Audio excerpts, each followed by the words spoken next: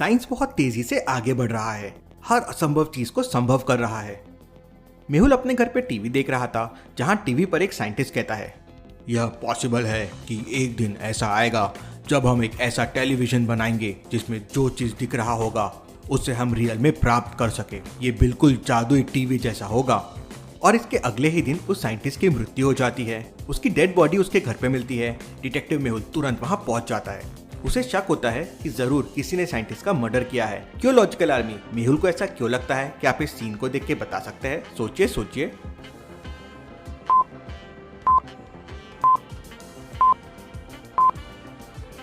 किसी ने साइंटिस्ट के हाथ की कलाई काटकर ब्लेड को उसी के हाथ में पकड़ा दिया, पर जल्दबाजी में उसने ब्लेड को उसी हाथ में पकड़ा दिया। मेहुल ब्लेड पर लगे सारे फिंगरप्रिंट्स ले लेता है और डेड बॉडी के भी कुछ फोटोज खींच लेता है और बॉडी को पोस्टमार्टम के लिए डॉक्टर संजना के पास भेज देता है। थोड़ी देर बाद मेहुल को डॉक्टर संजना का कॉल आता है और वो बताती है कि साइंटिस्ट की मौत 6 घंटे पहले हो चुकी थी। इसका मतलब साइंटिस्ट को किसी ने रात में ही मार दिया था। मेहुल पूरे घर की तलाशी लेता है, पर वहां उसे कुछ नहीं मिलता। कातिल ने यहाँ कोई सबूत नहीं छोड़ा है। इसके बाद मेहुल साइंटिस्ट की डेड बॉडी के फोटोज देखता है और वो समझ जाता है कि साइंटिस्ट को यहाँ नहीं बल्कि कहीं और मारा गया था और उसकी डेड बॉडी को उठाकर उसके घर पे रख दिया गया। तो क्या आप इन फोटोज को देखकर बता सकते हैं मेहुल को ऐसा क्यों लगा कि साइंटिस्ट को यहाँ नहीं बल्कि कहीं और मारा गया था? सोचिए सोचिए लॉजिकल आर्मी।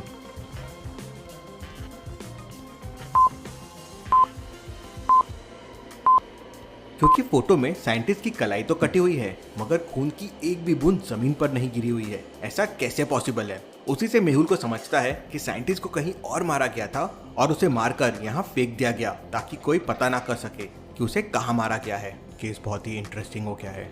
मेहुल तुरंत साइंटिस्ट की लैब में पहुंच जाता है। लैब एक साइंस के सवाल से लॉक्ड है। तो क्या आप बता सकते हैं इस सवाल का जवाब क्या होगा? दुनिया में सबसे पहला टेलीविजन किसने बनाया था? ए थॉमसन, बी आइंस्टाइन, सी जॉन लोगी बेड या डी डॉक्टर स्मिथ? सोचिए लॉजिकल आर्मी और मुझे आपका आंसर कमेंट करके बताएं।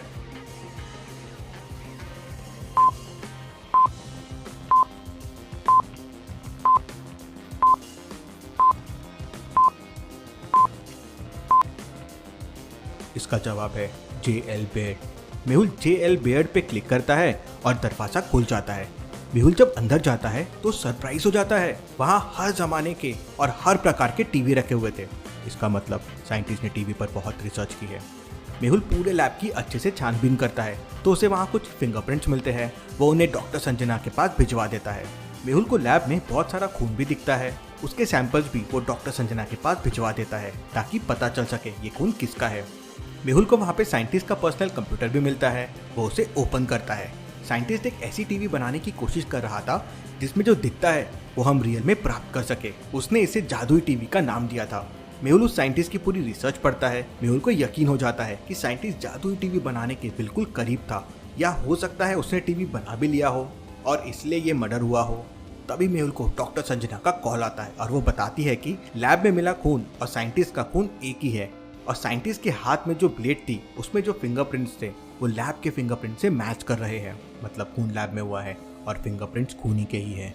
तभी मेहुल को कॉल आता है कि शहर में एक और साइंटिस्ट ने सुसाइड कर लिया है। मेहुल तुरंत वहां पहुंच जाता है। साइंटिस्ट फांसी पे लटका हुआ था। क्या आप इस सीन को देख के बता सकते हैं ये मर्डर है या सुसाइड है? ध्यान से सोचिए लॉजिकल आर्मी और मुझे आपका आंसर कमेंट करके बताएं।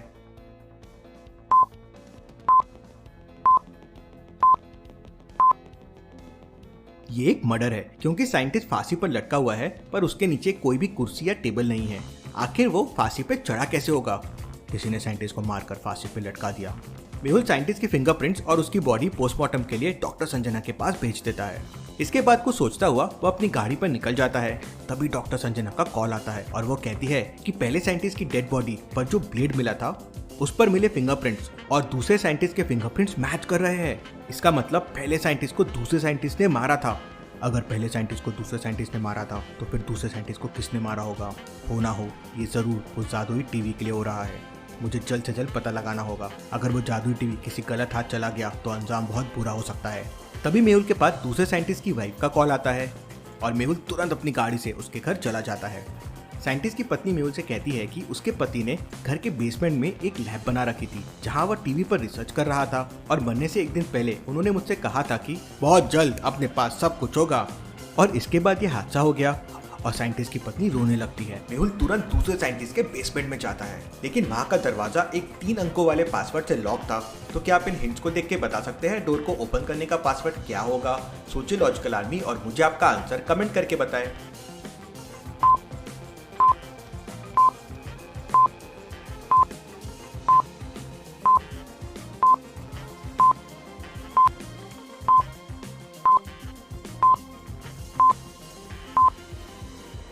इसका सॉल्यूशन है 3 4 3। पहले नंबर को 1 से मल्टीप्लाई करना है, दूसरे को 2 से और तीसरे को 3 से। अब 1 2 3 में 1 into 1 हो जाएगा 1, 2 into 2 हो जाएगा 4 और 3 into 3 हो जाएगा 9, इसलिए कोड है 149। तो आंसर के लिए 3 to 1 में 3 into 1, 2 into 2 और 1 into 3, तो कोड हो जाएगा 343। मेहुल पासवर्ड खोल लेता है और लैब के अंदर जाता है, तो देखता है कि दूसरे साइंटिस्ट ने भी पहले साइंटिस्ट की जैसे हर प्रकार की टीवियों को रखा है और उन पर रिसर्च कर रहा है। मेहुल दूसरे साइंटिस्ट के कंप्यूटर को ओपन करता है, पर कुछ खास नहीं मिलता। तभी मेहुल को एक सीक्रेट फाइल दिखती है जो साइंटिस्ट के फिंगरप्रिंट से खुलती है। तो क्या आप बता सकते हैं अब मेहुल इसे कैसे खोलेगा? साइंटिस्ट तो मर चुका है। सोचिए सोचिए लॉजिकल आर्मी।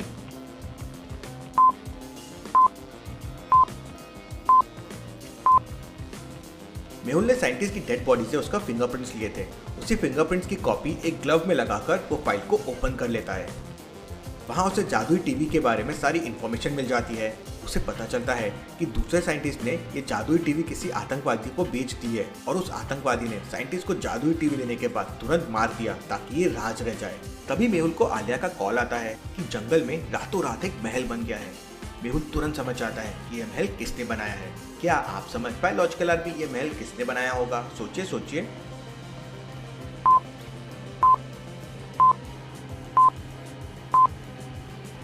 जादुई टीवी की मदद से जरूर उन आतंकवादियों ने ये महल बनाया होगा। मेहुल तुरंत जंगल पहुंच जाता है और उसे वहां आलिया भी मिल जाती है। आलिया, तुम मेरी हेल्प करना छोड़ दो, अभी मैं अकेली भी केस सॉल्व कर सकता हूँ। मेहुल आलिया को इग्नोर करके महल के अंदर चला जाता है। वहाँ कुछ आतंकवादी थे। देख के लगता है इन्होंने जादुई टीवी की मदद से बहुत सारा खाना लाया और खा के सो गए हैं। मेहुल जादुई टीवी उठाने जाता है कि तभी एक आतंकवादी उसे पीछे से डंडा मारता है और मेहुल बेहोश होकर नीचे गिर जाता है। लेकिन तभी आलिया पीछे से आती है और आतंकवादी को सर पर डंडा मारती है और वो आतंकवादी वहां गिर जाता है। आलिया जादुई टीवी की मदद से पानी बाहर निकालती है और मेहुल के ऊपर छिड़कती है। मेहुल को होश आ जाता है। उतने में सारे आतंकवादी उठ जाते हैं और दोनों पे फायरिंग करने लगते हैं। आलिया जादुई टीवी की मदद से एक शील्ड निकालती है और दोनों फायरिंग से बच जाते हैं। मेहुल फिर जादुई टीवी से स्लीपिंग गैस निकालता है और सब आतंकवादियों को सुला देता है। पुलिस आके सबको पकड़ लेती है और जादुई टीवी को नष्ट कर दिया जाता है। Case solve. लेकिन इस बार हू रॉक्स, आलिया या मेहुल? मुझे कमेंट में बताओ। Thank you.